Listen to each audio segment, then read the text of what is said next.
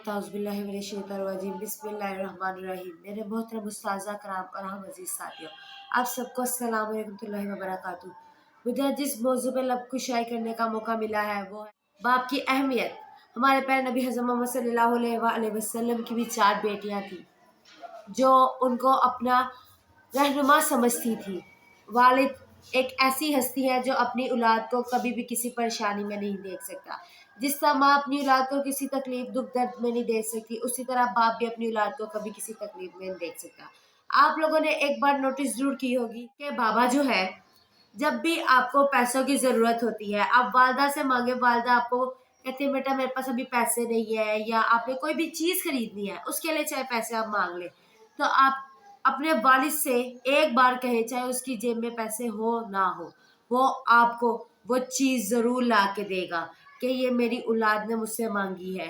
हमारे वालिदैन ने जो गुर्बत के दिन देखे हैं, अल्लाह का शुक्र अदा करें वो दिन आप लोगों ने नहीं देखे। हमारे बाप हमारे लिए दिन रात मेहनत करते हैं।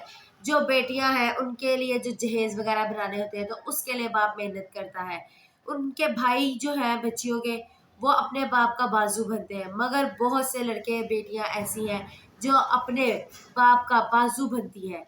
कुछ ऐसे हैं बेटे जो कभी भी अपने बाप का बाजू नहीं बनते, बुढ़ापे में उनको घरों से बाहर निकाल देते हैं। ये कहाँ का इंसाफ है? जिस बाप ने सारी जिंदगी जवानी से लेकर बुढ़ापे तक तुम लोगों का सहारा बना, तुम लोग बुढ़ापे में उसको घर से बाहर निकाल दो। ये कहाँ का इंसाफ है कि अपने बाप को धुतकारो कि कोई भी उसको चीज की जरूरत है, अगर वो तुम लोग की जेब से पैसे निकाल ले पूछे बगैर, तो ये कहाँ का इंसाफ है कि तुम अपने बाप को कहो कि आपने किससे पूछ के ये पैसे मेरी जेब से निकाले हैं। एक दफा का जिक्र है कि हमारे प्यारे नबी हज़रत मोहम्मद सल्लल्लाहु अलैहि वसल्लम के अदालत में इसी तरह का एक वाकया गया था कि बाप ने एक बार अपने बेटे की ना जेब से पैसे निकाल लिए। तो आप सल्लम की अदालत में जब ये केस लगा तो आप सल्लल्लाहु अलैहि वसल्लम ने ना उस बुजुर्ग बाप को बुलाया।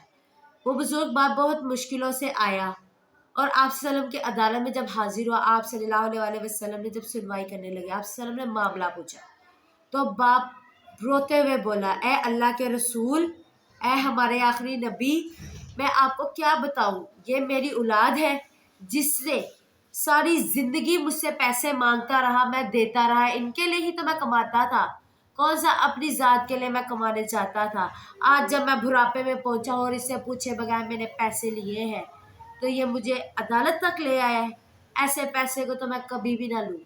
या अल्लाह के रसूल, मुझे इतनी तकलीफ आज हो रही है कि मेरी औलाद मुझे पैसों से ज्यादा कुछ नहीं समझते। मतलब कि अपनी तरफ से वो ये कहना चाह रहे थे कि मेरी औलाद को ये नहीं कि अगर उन्होंने कभी मेरी जेब से पैसे निकाले हैं तो मैंने कभी उनसे पूछा बेटा पैसे क्यों निकाले, मैं ये जरूर कहता था बेटा कभी भी पैसे पूछे बगैर ना निकाला करो। क्यों?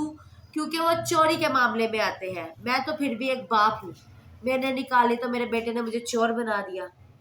अल्लाह के रसूल सल्लल्लाहु अलैहि वसल्लम ने फिर हुक्म दिया कि ये बुजुर्ग सही बात कह रहा है, सारी जिंदगी अपनी औलाद के लिए कमाता रहा और अब जवानी में जब औलाद कमाने लगी तो बाप से सवाल करती है कि मेरे से पूछे बगैर पैसे क्यों निकाले। अल्लाह के रसूल का लानत है फिर ऐसी औलाद पे जो अपने बाप को अदालतों में लाके खड़ा करे।